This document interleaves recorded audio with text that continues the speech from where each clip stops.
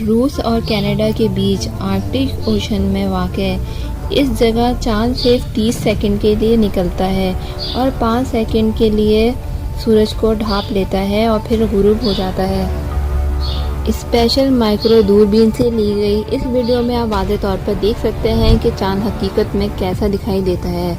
सुबहान अल्लाह, अल्लाह की कुदरत की निशानी है यह।